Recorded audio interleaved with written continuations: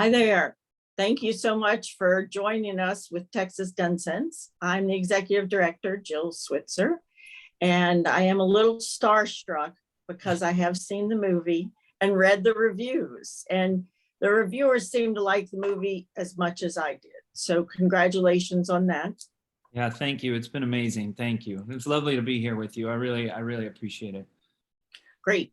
So just a little note, we're a nonprofit, nonpartisan organization that fights for common sense gun legislation. And we also educate folks about safe storage and smart policies they can advocate for.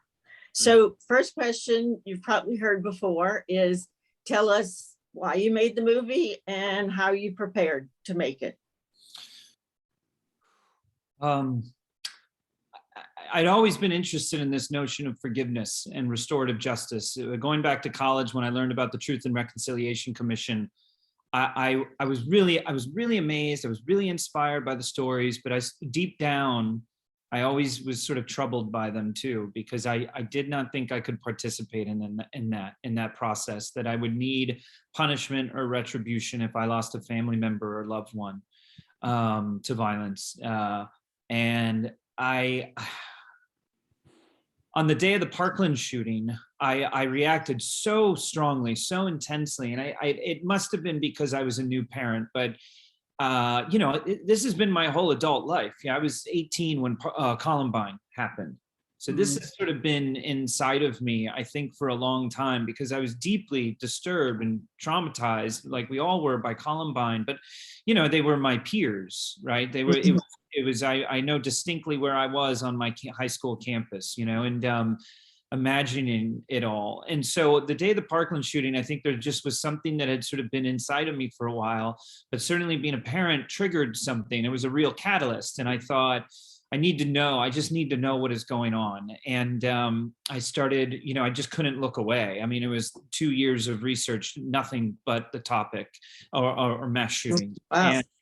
But when I came across these meetings, this idea that people would meet the families of the perpetrator, families of a victim, in an effort to sort of move forward or make sense or heal or potentially forgive, this idea that they strangely needed one another, and that they became peers, I just thought was so profoundly courageous and extraordinary, and such an example, such a wonderful highlight, an example of human resilience and the need to heal and the power of forgiveness. And so, and then I, of course, made that link or connection to the Truth and Reconciliation in South Africa. And I thought, that's it. I need to write about this. I want to understand how this works, and let's see if I can pull a full conversation out of something that there were so few details available to me. Mm-hmm. Great.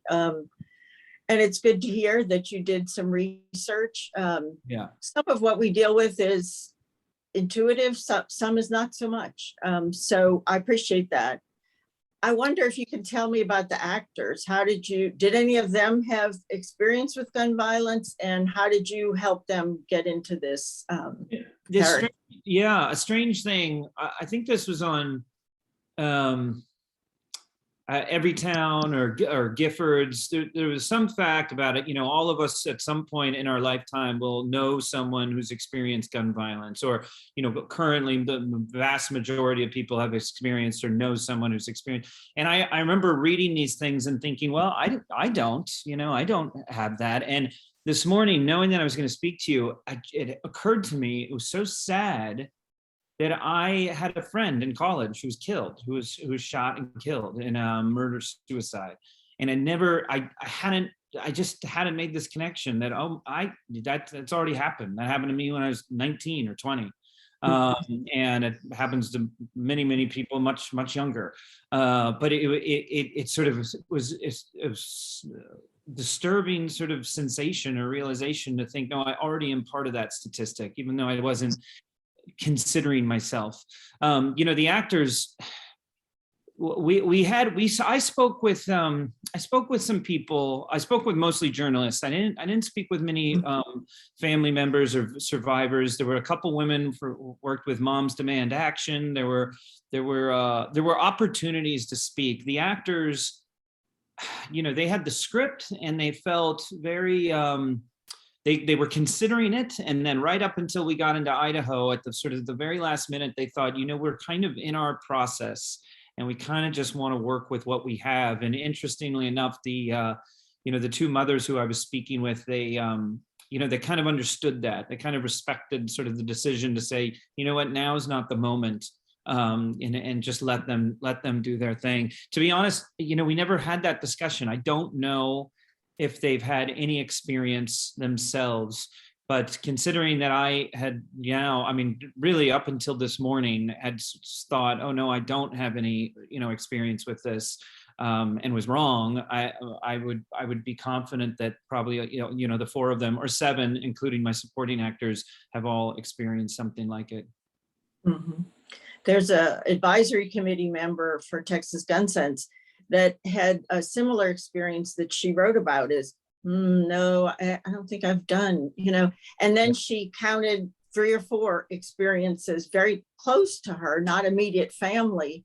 And so to me, that kind of speaks to, we normalize gun violence in our lives. Yeah. One thing that how old are your children? Are they? She's 5 now. She just turned 5, just one. Okay.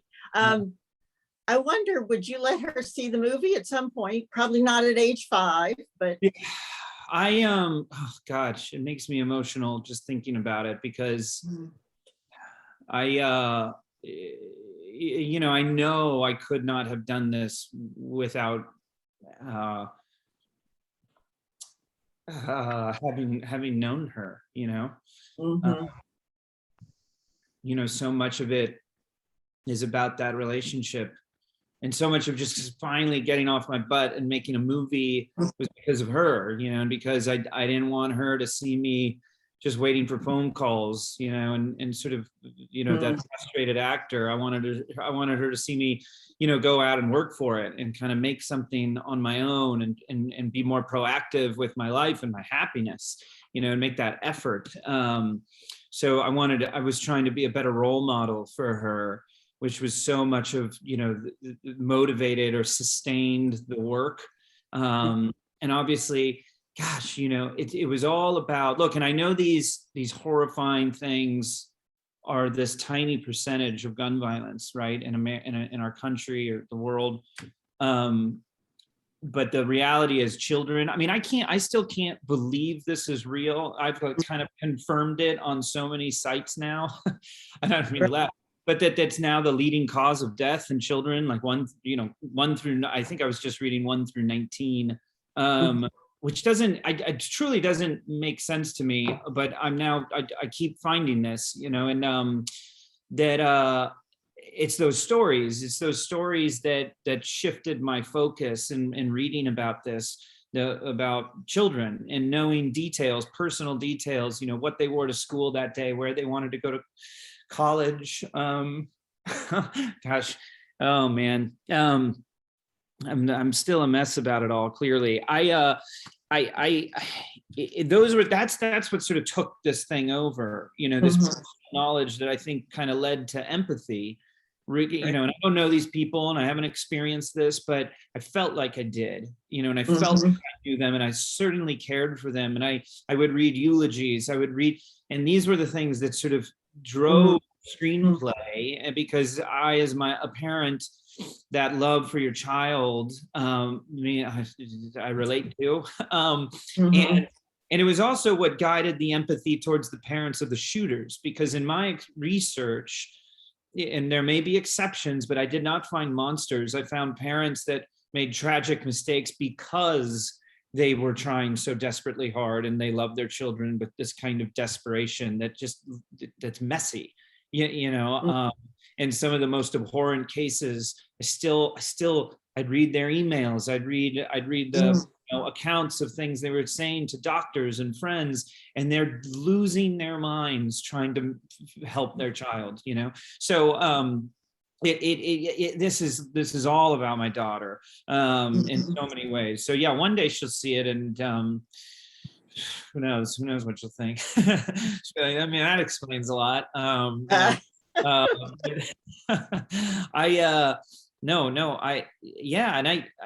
want kids to see, it's interesting. People told me, young people aren't going to like this movie. It's too boring. It's just people in a room talking. No, whatever, 18 to 35 or whatever it was, 25 to 18, they're not going to watch it. And then we played in San Sebastian at a festival, and we won the Youth Audience Award. Oh, it good. meant so much to me because I feel like it's about us. It's about their generation. It's about how we raise young men. It's how we raise children. It's about what is happening and how do we stop this? What do we do? Right. Yes, I think you're hitting on the community trauma that we have, maybe especially in some communities, but I would argue in the United States. One of our approaches is a public health approach to gun violence because it is a community-wide situation. One thing that I thought was interesting is I have had some exposure to survivors. We tend to do policy level practices, but I'm wondering, did you get from survivors that they didn't want to forgive, that forgiveness was not part of their process? Yeah, it's fun. I don't want this movie to, I wouldn't want the takeaway to be, oh, you're supposed to do this. This is what I think would be a good idea for you. It's not meant to be that way. It's not meant to, it's definitely not meant to say that I think this is some antidote or way forward. It was my own personal exploration into the idea of forgiveness, the idea of reconciliation. Like I said, I didn't know if I could, in my imagining as a young man, this Truth and Reconciliation Commission in my life, I did not think I could do it. And that's the reason I wrote this. I wanted to see how it worked. And in this movie, it doesn't really benefit all the parties equally. It is a little complicated. Yes. It's not this sort of packaged up happy ending necessarily. There's much more complexity to it. I had the honor of meeting a mother who lost her child in a high profile shooting. This was after the film was made. This was just a week or two ago in New York City. And, she had forgiven, and she had such composure and grace and spoke about these people, the shooter and the mother of the shooter, with gosh, what's the word? It's certainly not casual, but there was nothing blocked about it. But she sat there and she told me that not everyone is going to, you might get pushback, that not everyone is going to want to see this, that there is a process, that some people don't want to forgive, some people are still grieving. So that because I mentioned on the forefront of my mind, really right now, as the movie's being released, are these people, are these survivors, are these communities, what are they going to think of this movie? Is it my place at all to talk about this without being a direct survivor of one of these major headline shootings that I'm writing? I've created a fictional one, and so I think about them with concern and some healthy, I think, insecurity. And she affirmed that. She said, you might, you might. But she also sweetly said, but you have an advocate in me, which meant a lot to me. Look, I don't think the movie offers sort of solutions or explanations. It's much more of a meditation on all of this, and my own, like I said, my own personal exploration. And you correct me if I'm wrong. I'm going off statistics I read in every town and Giffords, but suicide being sort of the highest rate of gun violence, or the sort of the Gun death. gun deaths. Thank you. And that makes me think of mental health and mental illness, and that makes me think, okay, or if you find this disproportionate amount of violence in Black communities, young Black men, compared to the population size, and you think, okay, well, maybe this is about inequality, economic inequality, racial inequality. Maybe there's something, you know what I mean? So I don't immediately go to guns, but the idea that we could have the amount of gun deaths that we do in this country, and in opposition to the rest of the world, and to think that we do have gun sense is absurd. You know what I mean? To think that we have sort of a grasp on this, or like a strong handle on it, is insane. And I don't think anyone could rationally say we do. I feel like if you start to defend that, this was even a line in the movie, so I hate to be on my own soapbox, but it feels fetishistic. It feels irrational. It feels like a sort of a relationship that is no longer grounded in rational thought or common sense. It truly feels fetishistic if you have to ignore the sort of the realities and statistics of sort of how out of control this seems to be. So look, I don't know. I don't have the authority or experience to talk about how to figure it out.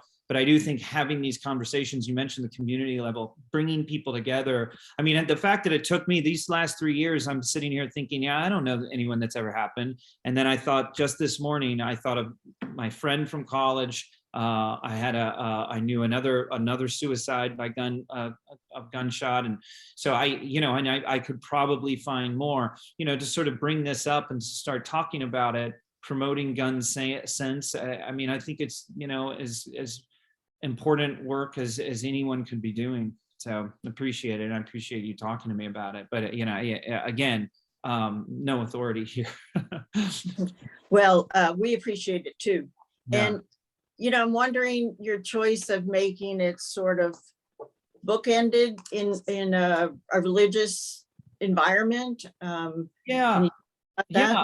And I'm going to have to answer this or answer for this forever, I guess. To me, so Desmond Tutu was a huge inspiration, and he has this beautiful thought or line from his book, No Future Without Forgiveness. It's about sort of the crafting of the Truth and Reconciliation Commission. He said that forgiveness, reconciliation, and reparation are not the normal currency of political discourse. Oh, yeah. They're far more at home in a religious realm. And I'm not religious. I do like going to church. I like the values and the stories that are put out or a lot of them, maybe not all of them, in the Bible. I think there's value to them, and I like spiritual settings, and I always believed the movie had to take place in a spiritual setting. And that for me meant a house of worship. In my background, I was raised Catholic, but no longer practicing or religious, but I believe I'm a spiritual person. To me, that was sort of my comfort zone, or sort of that was what I knew. If I was Jewish, it might've been in a temple, and so on and so on. I felt something would have been lost in a private home. Something would have been lost in a community center. These characters are trying to make sense of the insensible, if that's a word. They're trying to understand something that may not be able to be truly ever explained. They're trying to find meaning, right? And I think it is a spiritual pursuit. They each have seemingly different relationships with God or faith or spirituality.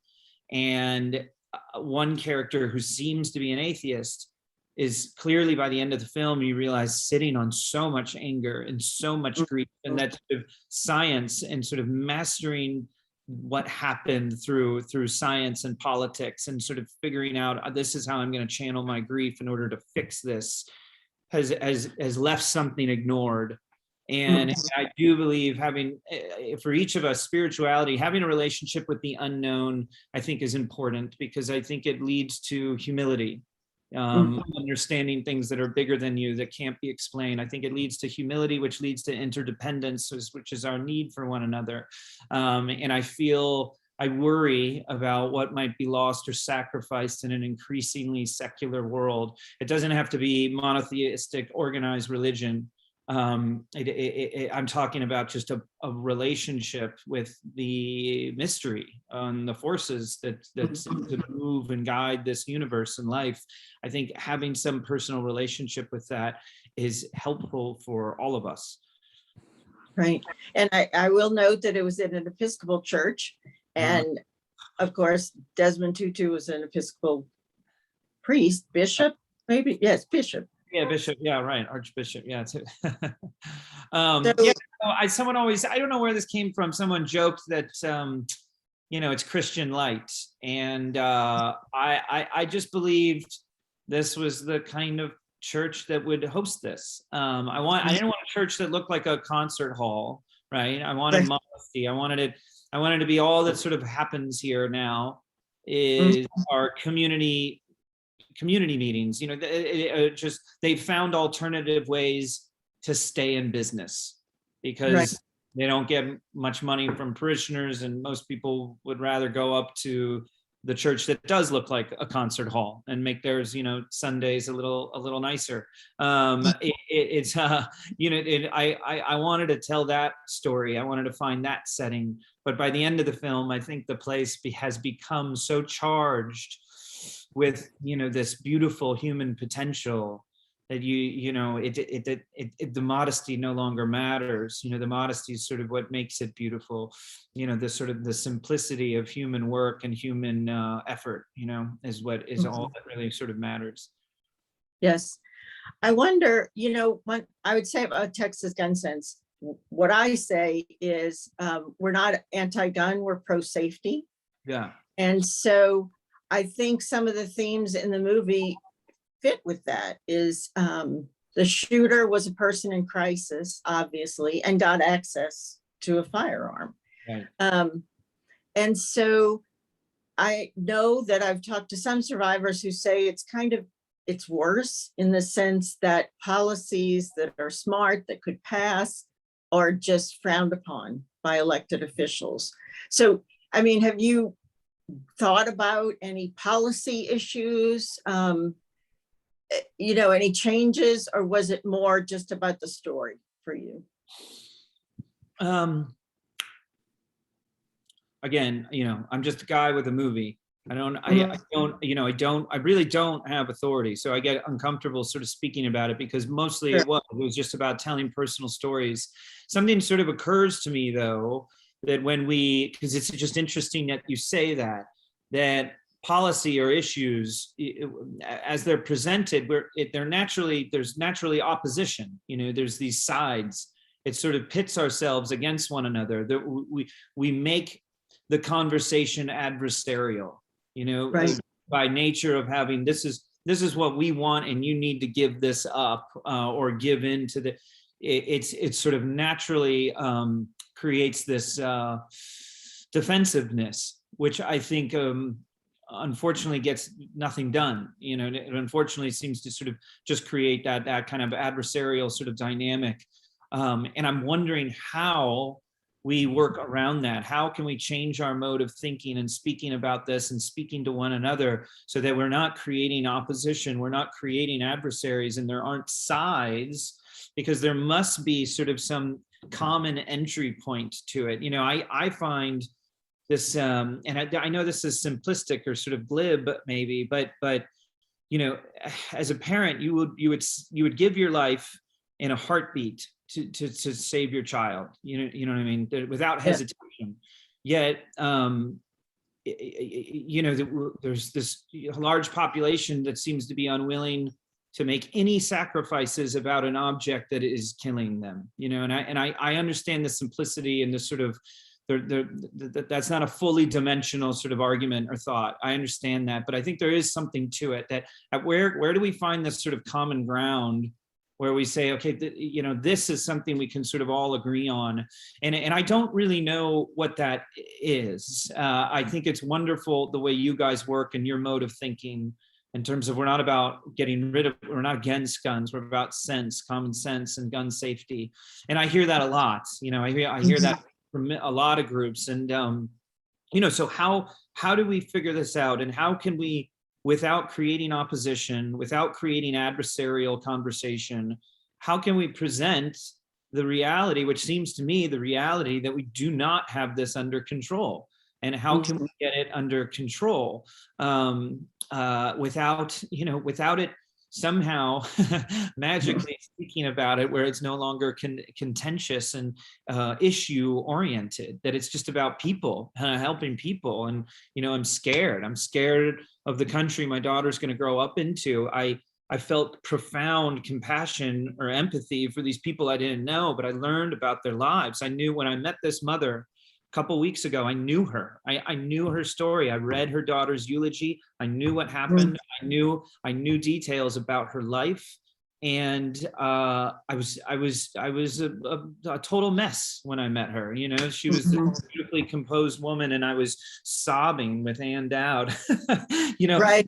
And I just feel like, okay, so that's what I was hoping. Let's stay with the people. Let's linger on, because the news moves on, and the news makes issues out of it. And there's a way in which we frame and talk about this, which hasn't proved, I think, ultimately very used,ful in protecting ourselves. And so maybe there's another way to do it. Maybe conversations like this, maybe truth and reconciliation, like meetings and conversations around people's experience with gun violence and with our leaders, can create some greater empathy for the situation. But I don't know. I mean, that might sound really like some wishy-washy stuff. No. But to me, it's, sometimes I feel like sort of like we've already built the asteroid here, and we really desperately need to work with one another, work together, make some sacrifices, as a whole, and in the hopes of a better future. Yes, thank you. One thing that comes to mind while you're speaking is to go along with the religious bookends, for lack of a better term, is we have to preach a different gospel. Right. Yeah. All right. My son is a film guy, and I was talking to him last night about the movie, and this is silly. So I'll admit that it's silly. Yeah. But one thing that was amazing and also sort of distracted me was, and I can't remember the actor's name, I apologize, the father who their son was killed. Yeah, Jason Isaacs, yes. Yes, his eyes were so blue.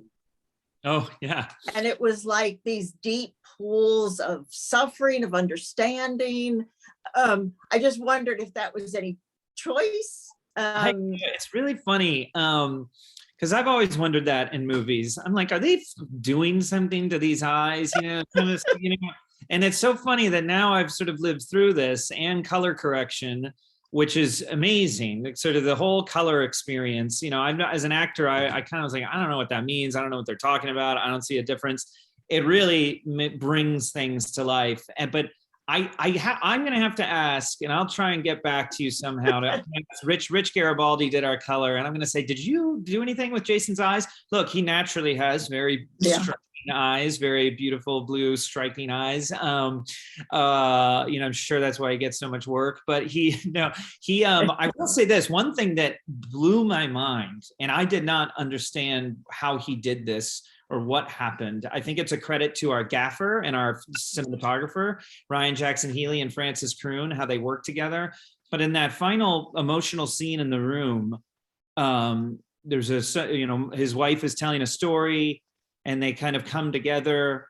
Jason Isaacs looks like he has aged 20 years in the last 30 minutes. And none of us understood it. And I can specifically remember Rich, our colorist, in the coloring room, studio, saying, "What is? I can't believe that. How did he age so much?" And so we did sort of play with that, thinking like, "Oh, can we now we're so excited about how terrible he really take the color out of his face." I remember Rich was like, "Well, now wait a minute, he's not a zombie. Like, let's not go too far." So you can certainly manipulate some things, but I don't know if we did anything with his eyes. And I know that whatever that emotion he brought to that scene, and I think the sort of beautiful lighting design of our crew, it was such a transformation and such an incredible display of of grief and longing, and sort of he's finally kind of coming towards acceptance in that scene and realizing what might have been lacking in his grieving process.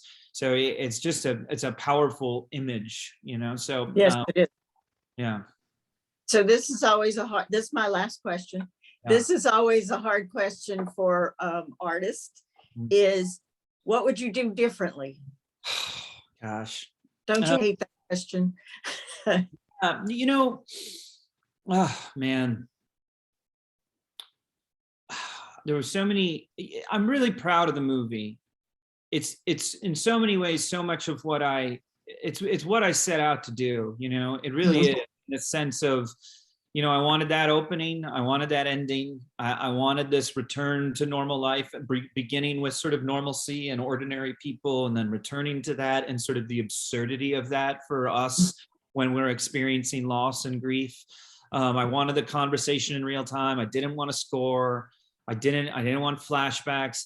You know, I tried something sort of, I made a big decision to change aspect ratios and to eventually leave the room. Something that I said, I'm never going to leave the room, but eventually I wanted to find this sort of landscape, distinctly American landscape, to sort of represent grief, to represent what these people carry with them and how it sort of changes, how it can possibly change. You never get away from grief, but it can change. The timing of it all and the edits, the sort of conception of it, I know doesn't work for everyone. If you gave me more money, I would go back to do another sound mix just because I was obsessive. I might want to put a car horn there or a dog bark. I love juxtaposing the intensity and the extraordinary nature of this conversation with the real world, you know, and sort of what you could sort of hear outside. You can hear a dog bark in the distance as these people are experiencing such heavy, huge human emotion. I panicked a lot. I had a lot of, as a first-time director, filmmaker, I had a lot of panic, and there were a lot of crises and stress, and I just didn't know the process. And maybe there's a life lesson here, but sort of patience and trusting the process. And that even, you know, people say about acting careers, and because I get frustrated all the time, that, you know, it's a marathon, it's not a sprint. Right. And so much can be said of the same for a movie, you know, that it is a marathon. It's not, there are going to be tough days, and there's so much work to do, and you just kind of take it one day at a time, and, you know, not lose your cool. I mean, so much of, I want to make another movie just to improve on those mistakes, just to know that when I get into the editing room, I don't have to have a panic attack. Right. Yeah. That it just takes several months, you know, that it just takes many tough sessions and tough conversations, you know. And my editor, Yang Wahoo, who edited the film, you know, I get a huge smile on my face when I see him, you know, and there were some days where I walked out of his home thinking this is never going to work, you know. So, you know, it's trusting in that. It's sort of having faith that these things the path will sort of eventually sort of be clear, you know. It's just doing the work and sort of trusting in that, you know. Wow. I'm going to send this part to my son, the film guy. I wanted to thank you. And your people reached out to us a while ago and said they were interested in groups who did the work. And so because of that, I'm going to say, please visit txgunsense.com and learn about gun violence, learn what you can do. There's always something you can do. Making this movie is a huge contribution to what you can do. So I want to say thank you so much. And if you have something else you want to say, or we can call it done. No, I'm just really proud to have this conversation with you. It's truly an honor. It means so much to me. You know, I tried very hard not to sort of lean and not to be political with the movie, and I don't have some message that I'm trying to deliver. It's not that movie. It's about personal lives, but you know, I think we're aligned in our way of thinking, and I think we're aligned in what we want to see change and what we feel needs to be changed, and to promote conversation in the community and among families and among neighbors and sort of the bottom up, I think could really change a lot. So anyway, thank you. It's just a huge honor. Thank you. Yeah. Thank you so much. I really appreciate it. Yeah, take care. Thanks. Thank you. Bye-bye. Bye-bye.